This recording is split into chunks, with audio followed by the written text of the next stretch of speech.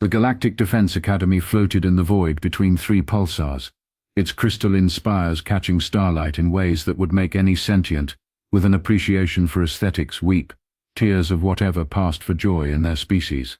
Not that anyone had time for such frivolities here. This was, after all, the most prestigious military institution in 7 spiral arms, a fact its administrators never tired of mentioning in their recruitment holovids.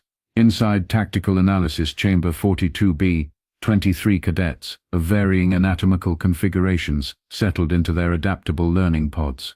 Some oozed, some hovered, some perched on appendages that defied easy classification. All wore the silver-blue uniform of GDA's elite analysis track, modified for their particular biological needs, of course. Commander Zilvaris entered with the precise timing of someone who had synchronized their chronometer to the Academy's atomic clock, which they absolutely had. 8 feet of iridescent exoskeleton topped with 4 compound eyes that missed nothing. Zilvaris had been teaching primitive species threat assessment for 73 cycles, which was approximately 72 cycles longer than most instructors lasted, before requesting transfer to the considerably less stressful job of active combat. Today's session, Zilvaris announced, mandibles clicking in what those familiar with Praxian expressions recognized as barely contained amusement, will focus on a particularly amusing case study. A ripple of what passed for laughter moved through the chamber. Earth was barely worth mentioning in serious military circles. A Class C developing world inhabited by bipedal mammals who still used combustion engines and hadn't even unified their planetary government. I notice many of you find this humorous, Zilvaris continued, compound eyes shifting to observe each student. Cadet Enthrall, perhaps you'd like to share what's so amusing about studying a species that still thinks nuclear fission is impressive technology. The gelatinous purple mass quivered apologetically. Apologies, Commander. It's just that my tertiary parent was stationed at the observation post near their system. The humans still point radio telescopes at the stars while arguing about whether their planet is flat. Indeed, Zilvaris flicked a limb, and the chamber darkened as a 3-dimensional projection materialized. It showed a blue-green world, spinning with irritating slowness compared to more sensibly rotating planets. Earth, populated by humans. A species so primitive they've only been using electricity for about 10 of their rotations around their unremarkable star. The commander's exoskeleton rippled in the Praxian equivalent of a smirk. And yet the Galactic Security Council has classified this species as a potential extinction-level threat. This chamber is now under Level 8 security protocols. The humor evaporated from the room faster than water on a neutron star. Today, Zilvaris continued, we will analyze footage of human warfare throughout their brief violent history. Consider this a cautionary example of why the Council's xenopsychologists lose sleep cycles over species that don't even have proper space travel. The lights dimmed further as the first images began to play. Commander Zilvaris manipulated the control interface with the delicate precision of someone who had personally disarmed fusion bombs for recreation. The holographic display flickered, cycling through what appeared to be a meticulously curated playlist titled Why We Should Be Terrified of Creatures That Still Think Digital Watches Are Neat Technology. We begin, Zilvaris announced, with what humans call ancient warfare. Prepare yourselves for the shocking technological marvel of sharpened metal. The first footage materialized, a historical reconstruction of a human battle from approximately 3,000 Earth years prior. Primitive bipeds clashed with metal implements, shouting at volumes that would be considered a declaration of war in 17 different galactic cultures. The Battle of Thermopylae, Zilvaris narrated. Note how these Spartans deliberately chose terrain to neutralize their enemy's numerical advantage. A concept so revolutionary that it only took the rest of the galaxy about 6 million years to figure out. Cadets Circlorm, a sentient fungal colony, vibrated their communication spores in derision. They're hitting each other with sticks and rocks. How is this relevant to modern tactical analysis? Patience, Cadet, Zilvaris replied, mandibles forming what might have been a smile on a less terrifying face. Notice how quickly the footage advances. The display shifted rapidly through centuries of human conflict. Roman legions giving way to medieval knights, then to formations with primitive chemical-propelled projectiles, then to mechanized warfare. The transitions between technological eras happened with disturbing speed. What you're witnessing, Zilvaris continued, is a species that went from bronze weapons to splitting atoms in less time than it takes a Hrognerian to complete puberty. The chamber filled with uncomfortable shifting as several Hrognerian cadets self-consciously adjusted their tertiary appendages. Observe this next sequence carefully, Zilvaris instructed, bringing up footage from what humans called World War II. Note how these humans adapted to battlefield conditions, developing new technologies and tactics within the time span of a single conflict. Cadet Nexvoon, a crystalline entity with 22 sensory appendages, chimed with what their species used for laughter. Commander, with respect, these creatures are using propellant-based weapons with manual aiming. My youngest spawn cluster has more sophisticated toys. Indeed, Zilvaris agreed too readily. Laughably primitive, which is why you'll be particularly amused by this next bit. The footage advanced a mere few decades in human history. Now it showed precision-guided missiles, stealth aircraft, and networked battlefield communication systems. This represents approximately 60 Earth rotations of development, Zilvaris noted casually, or about how long it takes the Galactic Council to approve a new menu for the diplomatic reception hall. The laughter grew noticeably thinner. A previously silent cadet, a biomechanical hybrid from the outer reaches, suddenly spoke. Commander, is this footage arranged chronologically, or thematically? An astute question, Cadet TQ Vex, Zilvaris replied, compound eyes swiveling to focus all four on the speaker. I've selected these examples specifically to illustrate certain patterns in human combat evolution. Patterns, TQ Vex pressed. Yes, patterns that the Threat Assessment Division finds concerning. Zilvaris paused, antenna twitching slightly. But before we discuss those, let's enjoy a few more examples of harmless primitive warfare, shall we? I particularly enjoy the looks on your faces, those of you who have faces when you start to understand why I've been teaching this course for 73 cycles. The chamber fell uncomfortably silent as the next sequence began to play. The footage shifted to a human conflict known as Desert Storm, featuring what the creatures apparently considered advanced warfare. The cadets watched as primitive guided munitions plodded toward their targets at speeds that would make interstellar snails yawn. Observe their targeting systems, Commander Zilvaris instructed. Rudimentary infrared and radar, no psychic targeting, no quantum entanglement, not even basic gravity manipulation. This is supposed to be intimidating. Cadet Biztok buzzed, her wing casings vibrating with mirth. My species evolved from hive predators. We developed better tracking systems before we invented agriculture. Quite right, Zilvaris agreed. Their methodologies are astonishingly inefficient. Cadet Galorax, a gelatinous mass with 12 optical nodes, oozed forward in its containment field. Commander, by standard galactic military protocol, we would neutralize these targets using basic atmospheric manipulation. One localized pressure differential, and their entire aerial assault would be rendered useless. An excellent point, Cadet. Zilvaris clicked. Perhaps you would enlighten the class with the standard tactical response to this level of technology. Galorax expanded proudly. The Galactic Defense Force Tactical Manual, Section 47.3, outlines the proper response to Class C civilizations engaging in armed conflict. We would deploy a minimal contingent of atmosphere adjusters to create localized weather events, neutralizing their air capabilities. Meanwhile, quantum disruptors would disable their electronic communications. Combat would be unnecessary.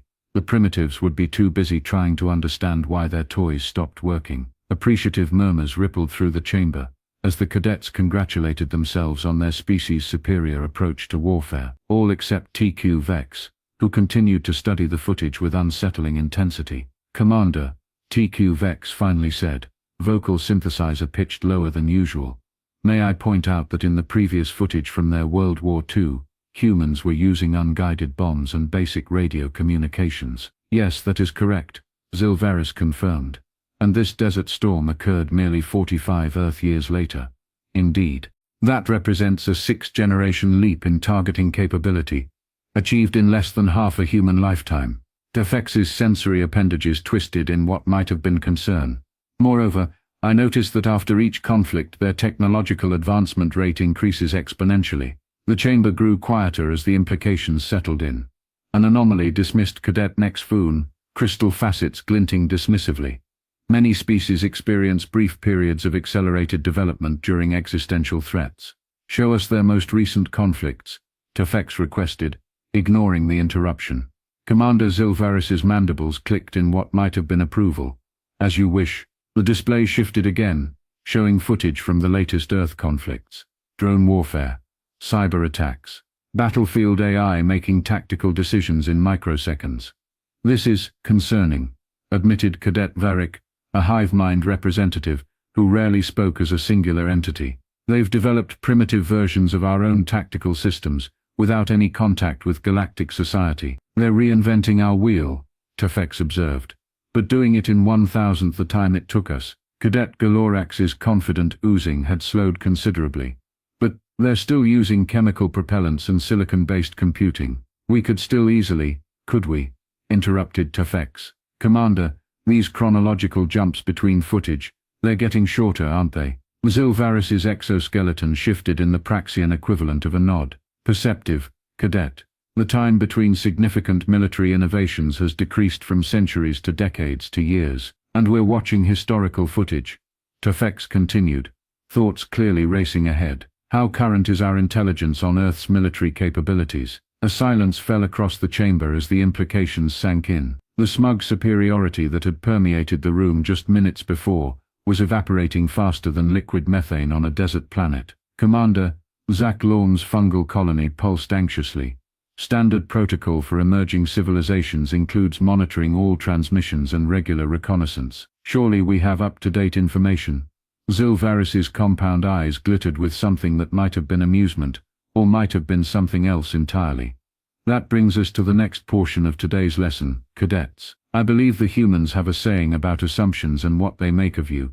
Commander Zilvaris tapped a sequence into the control panel, and the chamber's ambient lighting shifted to the warning orange used throughout galactic space for pay attention or die. The cadets' various anatomical equivalents of spines straightened involuntarily.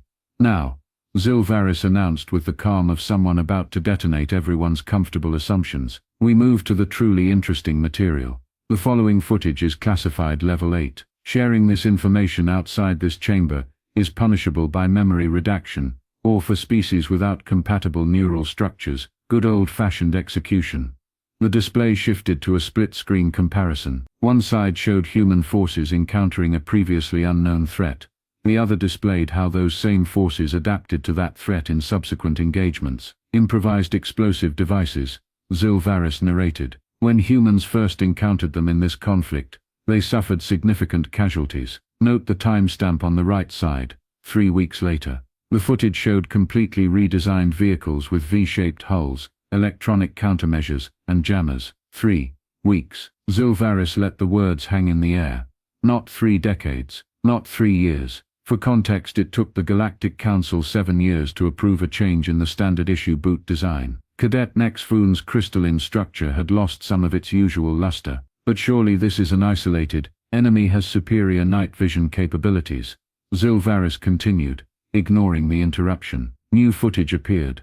Human response time. 11 days to develop and deploy countermeasures. Enemy develops armor-piercing rounds. 9 days until humans deploy reactive armor modifications. The footage continued, each example more disturbing than the last. Humans encountering a problem, then solving it with terrifying speed. But they're not. They can't. Cadet Bastok's wing casings vibrated in distress. Can't what, Cadet? Zilvaris asked.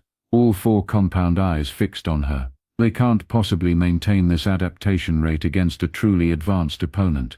She managed, her exoskeleton clicking nervously. These are responses to threats from other humans with similar technology levels. An insightful observation, Zilvaris agreed. Which brings us to the psychological profile section. The display changed to show what appeared to be neural mapping of human brains during combat situations. The Xenopsychology division has identified 3 key traits that make humans particularly problematic. Zilvaris began to pace, a rare display of agitation from the usually still Praxian. First, humans don't just adapt, they become obsessed with adaptation. When presented with a superior force, most sensible species surrender. Humans, they get angry and creative. The commander pulled up new data. Second, humans possess a unique cognitive dissonance that allows them to simultaneously believe they are doomed, and that victory is possible. Most species pick one or the other, which either leads to surrender or predictable behavior patterns. And third, asked Tilvex, Synthetic voice barely audible. Eva S's mandibles clicked slowly. Perhaps most disturbing of all, humans experience a measurable increase in cognitive function and innovation during crisis situations. Their brains literally work better when everything is going terribly. Complete silence had fallen over the chamber. Even the ambient hum of life support systems seemed muted, as if the machinery itself was stunned. Consider the implications, Silveri continued. A species that not only refuses to accept defeat when confronted with superior technology, but actually becomes more innovative when placed under existential threat. A species that, when backed into a corner, doesn't submit, it evolves. Cadet Galorax had contracted to half its previous size. Commander, you're not suggesting, I am merely presenting data, Cadet. Silverix replied smoothly. But consider this final piece of information. The humans possess over 14,000 nuclear weapons, have demonstrated a willingness to use them, and yet have somehow managed not to annihilate themselves. They routinely simulate apocalyptic scenarios in their entertainment media, yet continue to advance technologically rather than collapsing into existential despair. The commander paused, compound eyes sweeping the room. In other words, they are a species that stares into the abyss regularly, and then builds a vacation home on the edge, so they can enjoy the view. Tuvex's sensory appendages had gone completely still, a sign of deep processing among their kind. Commander, the standard protocol for containing primitive species assumes they will develop along predictable patterns. If humans don't follow those patterns, Silverica's mandibles formed what might have been the Praxian version of a grim smile. Indeed, Cadet. If humans don't follow those patterns, then what happens when they discover they're not alone in the universe? Commander Silverica's exoskeleton clicked as they activated a new security protocol. The chamber's entrance sealed with an ominous hiss, and additional privacy fields shimmered into existence around the room. What I'm about to show you, Silverica's announced, is classified beyond Level 8. This information is known only to the High Command, the Security Council, and now, you unfortunate cadets. The commander's mandibles twitched in what might have been dark amusement. Consider it your graduation present. The holographic display reconfigured into a complex three-dimensional matrix labeled First Contact Simulation Scenaros. Earth. For the past 70 Earth years, Silveric explained, the Xenological Threat Assessment Division has been running simulations of potential first contact scenarios with humans. Over 10,000 simulated encounters, across multiple potential technological development stages. Cadet Verka's hive mind components trembled slightly. Standard protocol for emerging civilizations, nothing unusual about that. Indeed, Silvericus agreed with suspicious readiness. Nothing unusual, except the results. The display shifted to show statistical outputs in glowing red, a color universally recognized throughout the galaxy as extremely bad news. The first simulations use standard galactic peacekeeping protocols, approach with superior force, demonstrate technological advantage, establish diplomatic relations from position of strength. Silvericus gestured at the data. Success rate with humans, 12%. A ripple of shock passed through the chamber. 12%. Cadet Galorax's gelatinous form pulsed with agitation. That's impossible. The standard protocol has a 94% success rate, across all known species. Correct, Cadet. Most species, when confronted with clearly superior technology, respond with appropriate awe and caution. Silverica's compound eyes glittered. Humans, according to our simulations, respond by immediately trying to reverse engineer whatever technology we reveal, while simultaneously developing countermeasures, and wondering what our weaknesses might be. The display shifted to battlefield simulations, alien forces with superior technology, engaging with human military units. Even more disturbing were the combat simulations. Silveri continued, using standard galactic military doctrine against projected human forces, factoring in our technological superiority. The results appeared on screen. Initial engagements, 97% victory rate for our forces, Silvericus narrated. Second engagements, 76%. Third engagements, 42%. By the simulated 10th engagement, humans achieved a 64% victory rate against forces that, technologically, they should have no chance against. Cadet TQ Vex's biomechanical components whirred in what might have been the equivalent of a shocked gasp. Their learning during the conflicts, precisely. Silverica's magnified one section of the simulation. Consider our standard shield technology. According to the simulations, humans would lose many lives, determining its operating frequency, then immediately develop weapons calibrated to those exact frequencies. But, protested Cadet Biztok, Wings now completely still in shock, they would need to sacrifice thousands to obtain that data, and according to all psychological models, Silverica's replied grimly, they would consider it an acceptable loss. The simulation continued, showing various scenarios of human-alien engagement. In every case, the pattern was the same: initial alien dominance, followed by rapidly diminishing returns as humans adapted with unnerving speed. Most concerning of all, Silvaris continued, pulling up a new dataset, are the capture scenarios. The simulation showed alien technology falling into human hands.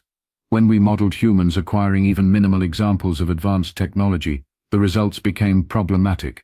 Silvaris gestured and the simulation accelerated, showing a terrifying progression of human technological development. Based on their observed patterns of adaptation and reverse engineering, humans would potentially achieve technological parity within one generation of obtaining samples of our technology. The silence in the room had become absolute. Several cadets appeared to be experiencing their species' equivalent of nausea. But surely, Cadet Naxvoon's normally melodious crystalline voice rang with tension. We have fail-safes in our technology, self-destruct mechanisms, encryption, all factored into the simulation, Silvaris confirmed.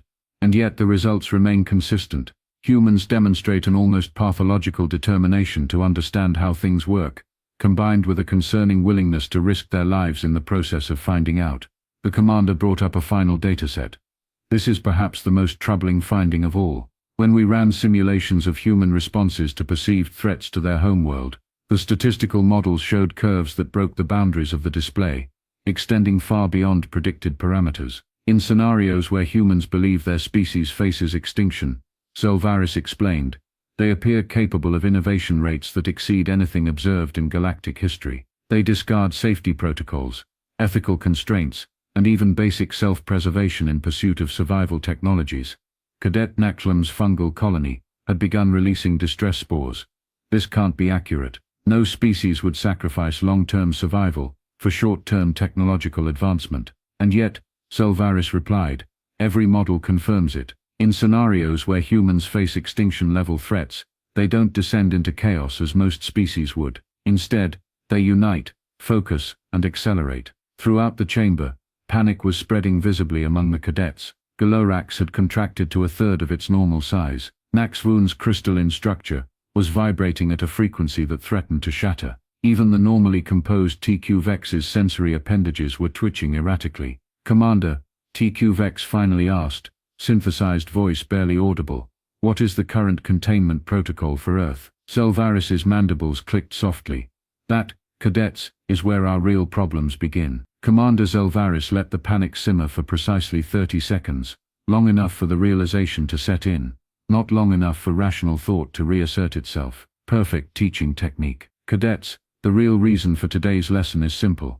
According to our latest intelligence, humans are approximately 8 standard years from achieving functional interstellar travel. The chamber erupted in a cacophony of distress sounds spanning the full auditory spectrum. Silvaris raised 2 appendages, restoring silence with practiced authority. The Security Council is divided on how to proceed. Hence this educational module. We're preparing the next generation of officers for what may become the defining galactic security challenge of your careers. Cadet Galorax expanded nervously. Surely containment is the only logical course, Commander. Quarantine their system, deploy stealth deterrence, prevent expansion. An approach favored by 43% of the Council, Silvaris acknowledged. Unfortunately, containment has its own risks. Our simulations suggest a 72% probability that humans would eventually detect the containment measures, reverse engineer them, and emerge even more paranoid and technologically advanced than before. Cadet Naxvoon's crystalline structure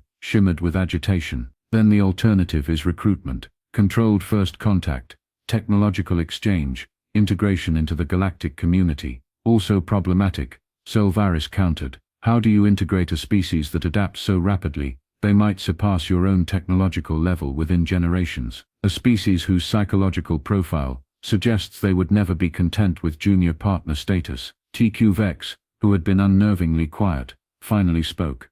We face a paradox. Humans represent both an unprecedented potential ally and an existential threat. Their adaptability, creativity under pressure, and determination would make them valuable additions to galactic security, particularly against the threats from beyond the rim. But those same traits, Sylvaris finished, make them potentially uncontrollable. Is there no third option? Asked Varix, hive mind components clustering anxiously. Sylvaris's mandibles formed what might have been a grim smile. The Council is currently exploring what they're calling guided emergences, a controlled revelation of galactic society that neither overawes humans nor provokes their defensive instincts. Will it work? Sylvaris fungal colony pulsed doubtfully. Based on everything I've shown you today, what do you think? Sylvaris's compound eyes swept the room. We're attempting to delicately manage the emergence of a species that went from horse-drawn carriages to nuclear weapons in a single century. A species that, according to our simulations, would respond to first contact by immediately starting research programs to duplicate our technology, while simultaneously developing weapons to use against us, just in case. The commander's exoskeleton rippled in what might have been the Praxian equivalent of a resigned shrug. The galaxy has existed in relative stability for 12 million years. We've incorporated over 3,000 sentient species into our community. And yet I find myself wondering if we're about to meet our match in creatures that still get excited about finding shiny rocks. Sylvaris gestured, and the security protocols began to disengage. Class dismissed. Though I suspect none of you will sleep well tonight, those of you who sleep, that is.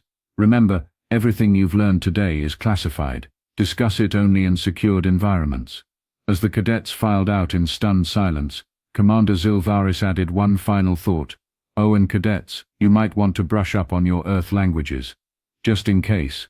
3 cycles later, the Galactic Security Council issued Directive 7734, codenamed Gentle Awakening. A masterpiece of bureaucratic compromise, the directive established a 17-phase protocol for managing humanity's emergence into interstellar awareness. Observation posts around Sol system were doubled. First contact specialists underwent intensive training in human psychology. 17 different contingency plans were developed for scenarios ranging from peaceful integration to oh no, they've somehow weaponized their own sun. Commander Sylvaris, newly promoted to Oversight Director, surveyed the flurry of activity with the resigned air of someone watching children build a sandcastle as the tide rolls in. The new protocols are most impressive, remarked Administrator Klovex, formerly Cadet TQ Vex, now assigned to the Xenological Threat Assessment Division. The Council believes we've accounted for every possible variable. Yes, Sylvaris replied dryly, just as they believed the containment field around the Harixian crystal entities would hold indefinitely. Remind me how that ended. The Harixians evolved to phase shift through the barriers, Klovex acknowledged. But we've learned from past mistakes, have we? Sylvaris's mandibles clicked in amusement. Then perhaps you can explain why our most recent intelligence from Earth is already 6 months outdated. Meanwhile, on that insignificant blue-green planet, in an underground facility that didn't officially exist, a human physicist named Dr. Eleanor Webb stood before a hastily assembled panel of military and government officials. To summarize, she concluded, gesturing to the strange device humming in the center of the laboratory, the anomaly we detected near Jupiter was definitely artificial. When we directed the quantum resonance array toward it, we received, well, I can only describe it as a data packet. A data packet, repeated General Harris. From whom? Dr. Webb's eyes gleamed with the particular madness of scientific breakthrough. We don't know yet, but we've partially decoded it, and it appears to be technical specifications. For this, she gestured to the humming device. What exactly is this, Doctor? Asked the Secretary of Defense. As near as we can tell, Dr. Webb replied, it's a faster-than-light communication system. Someone out there just gave us the plans for an interstellar telephone, and we've already built it. The room fell silent. How long? The General finally asked. Until we can build something that does more than just make calls. Dr. Webb smiled. With what we've learned from constructing this, I'd say 18 months, possibly 12 if we throw enough resources at it. Back in the sterile corridors of the Galactic Defense Academy, a new class of cadets filed into Tactical Analysis Chamber 42B. Commander Dr. Vex, Sylvaris's successor, prepared to deliver the now mandatory Human Threat Assessment lecture. Today, Dr. Vex began, we will study a primitive species from a backwater planet, that the Security Council has designated a potential extinction-level threat. The cadets exchanged skeptical glances, mandibles clicking and appendages twitching in barely concealed amusement. After all, how dangerous could a species be when they still thought nuclear fission was impressive technology? The galaxy continued to turn, blissfully unaware that the punchline was already speeding toward them, engineered by creatures who had watched too many sci-fi movies not to prepare for first contact by building bigger guns.